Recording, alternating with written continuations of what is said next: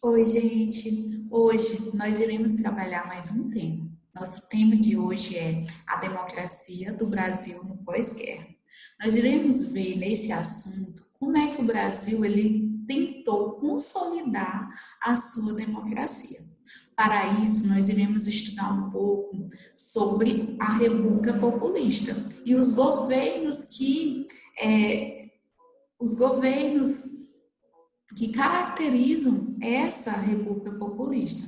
Dentre eles, podemos citar Getúlio Vargas, Eurico Gaspar Dutra, vem um novo governo de Vargas, Juscelino Kubitschek, Jânio Quadros e João Goulart. Esses governos eles vão marcar a tentativa de consolidação da democracia brasileira. Dessa forma, nós iremos perceber a importância dessa fase para o nosso atual cenário. Lembrando que no início do período democrático ocorreu essa tentativa. O Brasil atravessou por um período de quase 20 anos no intuito de consolidar a democracia brasileira.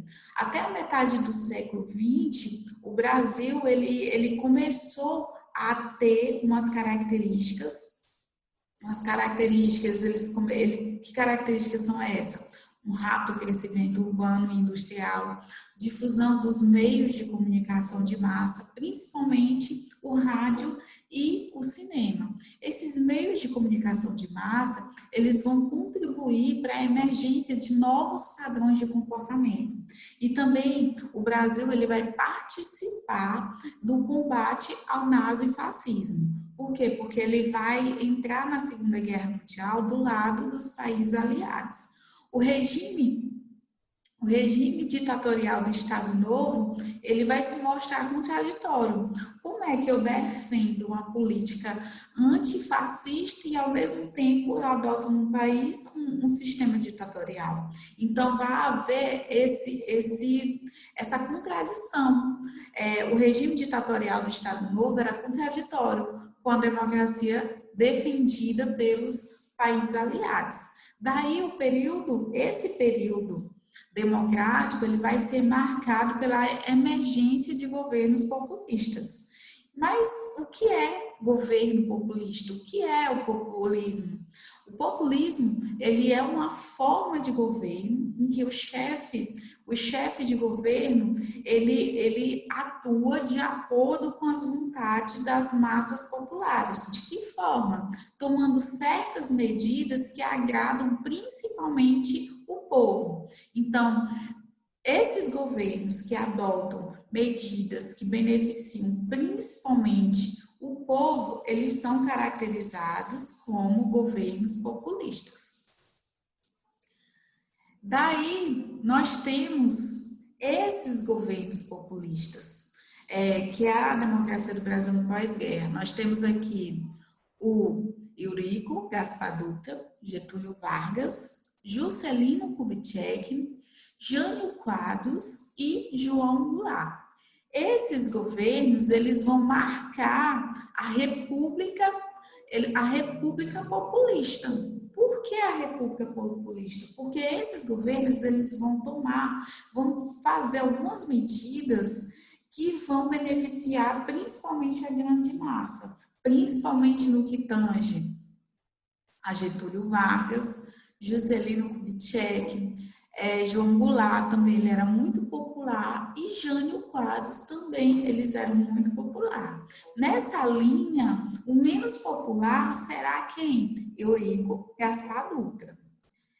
Partindo desse ponto, nós vamos perceber que vai ocorrer uma abertura do regime. Que regime nós vivenciávamos até então?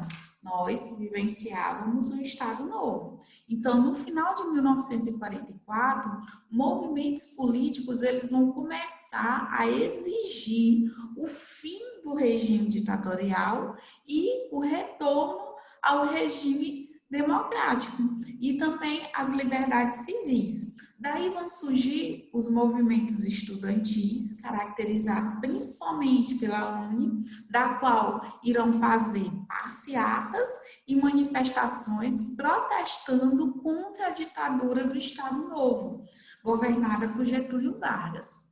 Os órgãos de imprensa, eles também, mesmo diante da censura, eles vão desafiar a ditadura de Vargas e eles vão começar a publicar artigos que criticam o governo, tudo isso em nome da democracia.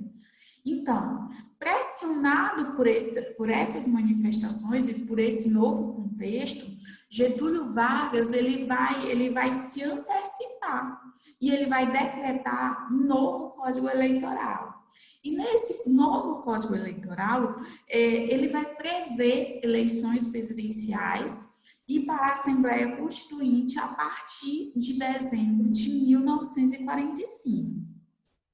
Então, a partir daí, Getúlio Vargas ele pediu que os partidos começassem a se organizar. Então, começou a reorganização dos partidos políticos dentro dessa abertura de regime.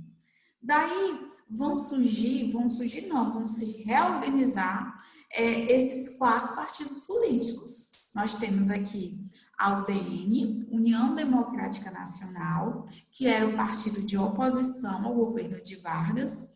Nós temos o Partido Social Democrata, PSD, e o Partido Trabalhista Brasileiro.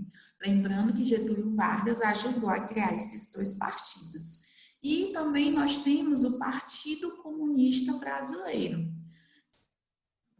Partindo daí, nós temos as características de cada um desses partidos que se reorganizaram e qual o objetivo desses partidos. A UDN, por exemplo, ela fazia uma oposição liberal e era a segunda maior força partidária do Brasil. Eles caracterizavam por adotar ideais antigetulistas. E eles eram também contra a intervenção do Estado na economia. Eles almejavam o quê? Uma economia mais liberal, sem a intervenção do Estado na economia. E esse partido, União Democrática Nacional, ela também era contra as leis trabalhistas e apoiava o liberalismo e o alinhamento com os Estados Unidos. Esse partido, ele era composto principalmente por banqueiros, grandes empresários ligados aos Estados Unidos e os donos de veículos de comunicação. Entre os exemplos que compunham esse partido, nós temos Carlos Lacerda, que ele era altamente contrário à política de Getúlio Vargas, ele era seu principal opositor. Nós temos Assis Chateaubriand, Júlio Mesquita, José Sarney e Antônio Carlos Magalhães. O outro partido que temos é o Partido Social Democrata. Esse partido ele foi criado por Getúlio Vargas e ele era o principal partido da época. Sua base ele era rural, mas também existiam banqueiros e grandes empresários que eram associados a Getúlio Vargas. E também, entre os exemplos de políticos que compunham esse partido, nós temos Juscelino Kubitschek, Ulisses Guimarães e Tancredo Neves. Já o PTB, Partido Trabalhista Brasileiro, ele era considerado a terceira força política. E a sua principal base era os sindicatos legalizados durante o governo Vargas. Também foi criado por Getúlio Vargas e tinha uma grande força nas cidades. Eles defendiam o nacionalismo econômico e a intervenção do Estado na economia, ou seja, que o Estado deveria regular as relações econômicas. Dentre os políticos que compunham esse Partido Trabalhista Brasileiro, nós temos Getúlio Vargas, João Goulart e Leonel Brizola. O quarto partido nós temos o Partido Comunista Brasileiro, que retomou a legalidade e começou e mudou de posição política. Por quê? Antigamente, ele era contrário à política de Getúlio Vargas.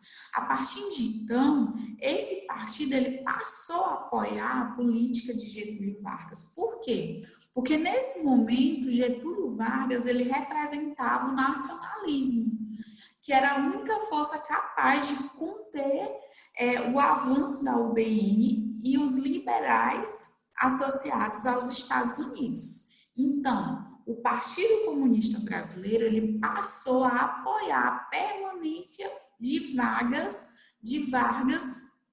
no poder e a aprovação de uma nova Constituição. Entretanto, inicia-se um processo que vai culminar com a deposição de Getúlio Vargas. Por que esse processo vai culminar com a deposição de Getúlio Vargas? Porque vai iniciar um movimento que vai pregar a manutenção, a permanência de Vargas no poder. Com isso, grupos políticos eles vão começar, de certa forma, a se articular para evitar que isso aconteça. Por esse motivo, vou elencar aqui para vocês alguns fatores que vão contribuir para esse estímulo, essa propaganda da permanência do Getúlio Vargas no poder. A propaganda do Estado Novo, ela influenciava bastante as camadas populares e, informalmente, ela acabava por estimular o queremismo. Mas o que é esse queremismo? O queremismo, ele vai ser um movimento favorável à permanência de Vargas no poder. E esse movimento vai culminar com o quê? Vai culminar primeiro, porque o governo dos Estados Unidos ele estava insatisfeito com o governo de Vargas. Ele criticava bastante a política populista de Vargas. E ele passava a pressionar o Brasil para um processo de redemocratização. Dessa forma, civis e militares eles vão começar a conspirar contra o governo de Getúlio Vargas. Eles vão articular um golpe de Estado que vai culminar na deposição do presidente Getúlio Vargas. Mas por que esses militares e esses civis que vão apoiar o golpe de Estado estavam insatisfeitos com o governo de Vargas? Primeiro porque Getúlio Vargas ele adotava uma política nacionalista. E essa política nacionalista, ela desagradava principalmente os Estados Unidos e os liberais brasileiros que apoiavam a política econômica dos Estados Unidos dentro do território brasileiro. Além disso, Getúlio Vargas ele começou a combater a formação de trustes e cartéis para evitar a manipulação de preços, prevendo até mesmo a desapropriação de empresas, sejam elas nacionais ou estrangeiras que praticassem esse tipo de manobra. Por meio de quê? Por meio de decretos-leis. Então, essa medida vai gerar uma grande insatisfação desses setores liberais e do próprio Estados Unidos, que vão articular essa deposição. Então, o que vai acontecer? Vargas ele vai acabar perdendo o apoio da alta cúpula militar. E essa alta cúpula militar, ele vai articular um golpe de Estado contra Vargas.